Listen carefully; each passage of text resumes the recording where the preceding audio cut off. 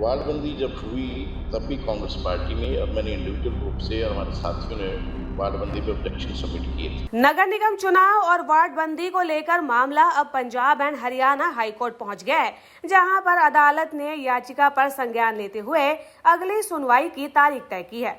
हरियाणा कांग्रेस प्रदेश प्रवक्ता रविंद्र रावल ने मीडिया को जानकारी देते हुए कहा कि याचिका में आरोप लगाया गया है कि वार्ड बंदी प्रक्रिया में हरियाणा म्यूनिसिपल एक्ट 1994 के नियमों का उल्लंघन हुआ है।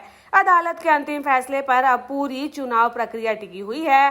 कोर्ट के फैसले का असर क्या होगा? अगर हाईकोर्ट वार्ड बंदी को गलत ठहराता है तो चुनाव प्रक्रिया पर रोक लग सकती है या फिर नई वार्ड बंदी करनी पड़ सकती है।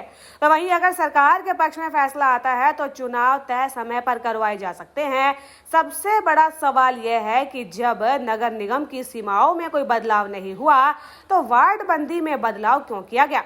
विपक्ष आरोप लगा रहा है कि ये प्रक्रिया राजनीतिक लाभ के लिए की गई है। अब देखना ये होगा कि सरकार इस पर पुनर्विचार करती है या फिर कोर्ट के अंतिम फैसले का इंतजार करती है। तो वहीं विपक्ष का रुख जो है इस पर जान लेते हैं।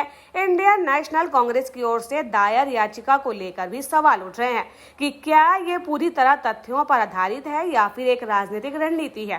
क्या वार्ड बंदी में गड़बड़ी के ठोस सबूत कोर्ट में पेश किए गए हैं? अगर फैसला सरकार के पक्ष में जाता है तो कांग्रेस की आगे की रणनीति क्या होगी, ये भी देखने वाली बात होगी। जनता और स्थानीय राजनीति पर इसका क्या असर पड़ेगा? अब इस पूरे मामले का असर पंचकूला, अंबाला और सोनीपत की जनता पर सीधा असर पड़ेगा। चुनाव में देरी होने की स्थिति में विकास कार्य प्रभावित हो सकते हैं और ये मुद्दा आने वाले चुनाव में बड़ा राजनीतिक मुद्दा बन सकता है। अब सबकी नजरें हाई कोर्ट के फैसले पर टिकी है, जो ये तय करेगा कि चुनाव की प्रक्रिया आगे बढ़ेगी या फिर वार्ड बंदी पर दोबारा से मंथन होगा। देखो, अभी माननीय न्यायालय में मामला विचाराधीन है।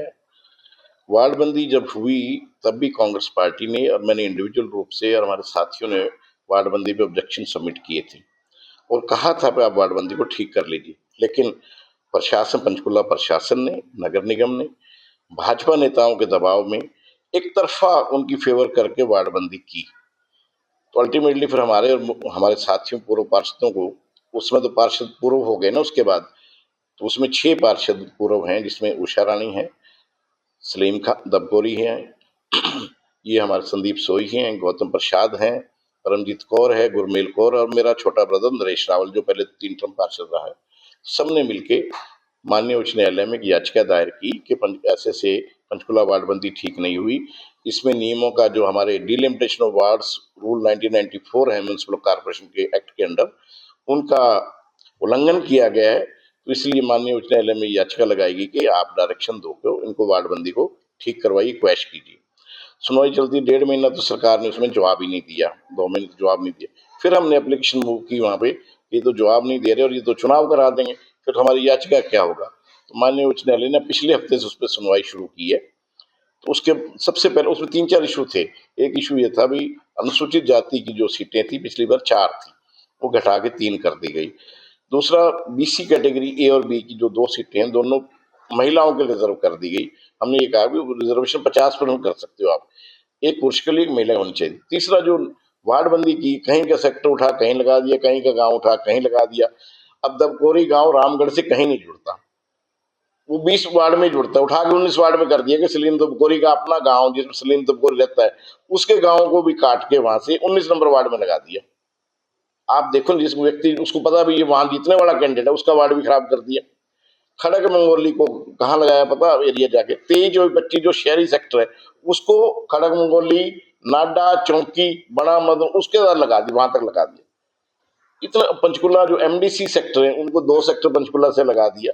तो अपनी पूरी मनमर्जी इन्होंने चलाई।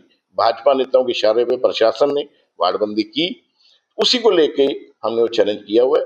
तो आज कल उसकी सुनवाई थी, तो आज कल रखी गई थी। आज सरकार, हरियाणा सरकार ने उसमें एफिडेविट फाइल किया। तो एफिडेविट फाइल, हमारी तरफ से भी एफिडेविट आया, तो उसकी अब सुनवाई 6 अप्रैल के लिए निर्धारित की गई है। वार्डबंदी को तब्दील करके क्या फायदा मिलने वाला था? सुनो, वार्डबंदी तब्दील करके फायदा क्या मिलने वाला था, इनको ये डर पैदा हो गया था भाजपा नेताओं को कि जो पिछली वार्डबंदी थी उसमें भी हमारे 7 पार्षद जीते थे, भाजपा के 9 जीते थे। पिछली बार भी आप देखो ना, भाजपा के 9, हमारे साथ 2 जजपा के और 2 आजाद, ज्यादा फर्क तो नहीं था, 7 और 9 में कितना फर्क है, एक पार्षद का फर्क है। इनको अब की बार ये लग रहा था कि वार्ड बंदी वही रही तो कांग्रेस के न केवल ये 7 जीते बल्कि 7 और जीतेंगे, तो कांग्रेस को पूर्ण मेजोरिटी मिले, कांग्रेस का मेयर जीतेगा। तो इन्होंने अपनी हताशा में कोशिश की और वार्ड बंदी को डिस्टर्ब किया, जिससे लोगों को परेशानी होनी। अब 2 सेक्टर से किसी ने वार्ड को काम पार्षद से कराना और पार्षद जीता हुआ एमडीसी का 2 सेक्टर वाले कहाँ जाना पड़ेगा। अब 23-24 में से जो होगा और पार्षद जीता हुआ खड़क मंगोली का, तो 25 सेक्टर से लोगों को 23 कहाँ जाना पड़ेगा, खड़क मंगोली, आप समझो ना।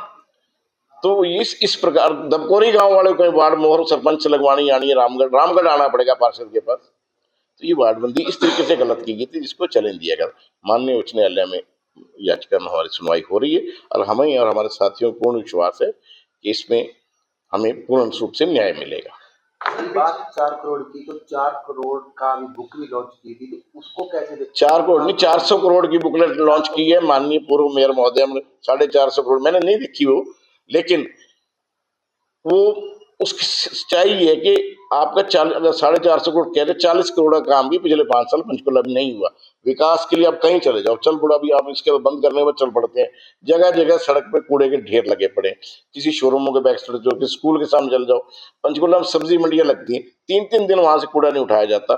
करोड़ों रुपए आप सफाई के नाम पे टेंडरों पर खर्च करते हो, विकास के नाम पे ये कर दिया वो कर दिया, लेकिन धरातल पे कुछ नहीं हुआ।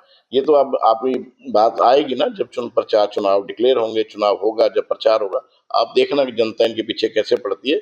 और ये कहीं कि एक पार्षद पे ना सिमट जाए, इनका ये हालत होने वाली। मेयर की तो बात छोड़ दें, कांग्रेस पार्टी पूर्ण रूप से बहुमत में आएगी।